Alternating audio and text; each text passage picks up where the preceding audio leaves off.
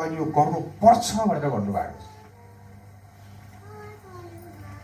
तर एउटा मान्छेले आएर चाहिँ आफ्नै मनगढन्ती कहानी कथाहरू सुनाइदिन्छ अनि हामी चाहिँ उसको एउटा हल्लाको पछि झुटो कथाको पछि चाहिँ हामी दौडिँदाखेरिमा हामीसँग भएको सत्य वचनलाई हामीले गुमाइराखेका हुन्छौँ, बिर्सिराखेका हुन्छौँ।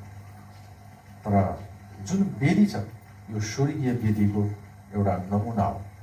जुन धूप प्रयोग गरिन्छ स्वर्गमा प्रयोग गरिएको धूपको नमुनालाई अनुसरण गर्दै हामीले संसारमा हाम्रो प्रार्थनाहरू सँगसँगै हामीले धूप प्रयोग गर्ने कुरा हो। मैले भनिहालेँ, मैले एकदमै छोटकरीमा सारांशमा भनेको। अझै धेरै जान्न चाहनुहुन्छ कि तपाईँको चर्च फादरहरूले राम्रोसँग तपाईँहरूलाई चाहिँ बताइदिनुहुन्छ कुनै शनिबारको समय पाएर। तपाईँले धैर्य भएर सुन्नुपर्छ। उहाँले चाहिँ यति धेरै बाहिरका पदहरू तपाईँलाई देखाइदिनुहुन्छ। मैले खालि समय नभएर तपाईँलाई ती सब उत्पत्तिको प्रकाशनका पदहरू भनेको छैन। यति धेरै पदहरूको सङ्गालो छ। विधिको बारेमा, आइकनको बारेमा, धूपको बारेमा, मोमबत्तीको बारेमा, अनि लिटर्जीको बारेमा, विश्वासको सारको बारेमा, अनि यति धेरै कुराहरू छन्। यी कुराहरू हामीले हाम्रो चर्चमा गर्छौँ। के को लागि? यो सबै कुराहरूले के जनाउँछ?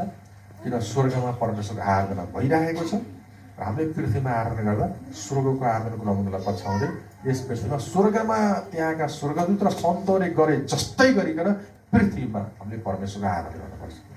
र त्यसरी आराधना गर्नको लागि चर्चमा वेदी हुन्छ, अनि चर्चमा मोमबत्तीहरू बालिन्छ, अनि चर्चमा आराधना सेवाको समयमा धूपहरू प्रयोग गरिन्छ र पवित्र प्रभुसहित हामीले परमेश्वरको आराधना गर्छौँ। पवित्र प्रभु बिनाको आराधनालाई चाहिँ आराधना भनिँदैन। पवित्र प्रभु नखाइकन, पवित्र भाग नलिकन चर्चमा आएर गीत गाएर भेट उठाएर गयो भनेदेखि त्यो आराधना भएन। त्यसमा आराधना भन्दैन। किन भन्दा हाम्रो बिचमा यसो नै हुनुहुन्न। जब मानिसले परमेश्वरको आराधना गर्न आउँछन् तिनीहरूका बिचमा चाहिँ परमेश्वर हुनुपर्ने हुन्छ। त्यस कारणले गर्दा मानिसहरू चाहिँ आराधना गर्नको लागि जब पवित्र स्थानमा आउँछन् अनि उनीहरूका बिचमा उपस्थित हुनुका प्रभुलाई उनीहरूले आराधना गर्छन्।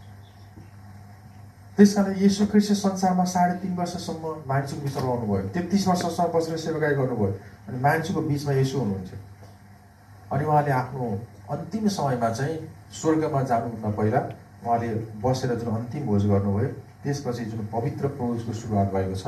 के कारणले गर्दाखेरिमा भन्दाखेरिमा अब उहाँ जानुहुनेछ, तर उहाँ गए तापनि अब अक्सर तिनीहरूले यसरी नै त्यो भोज मनाउनु पर्नेछ।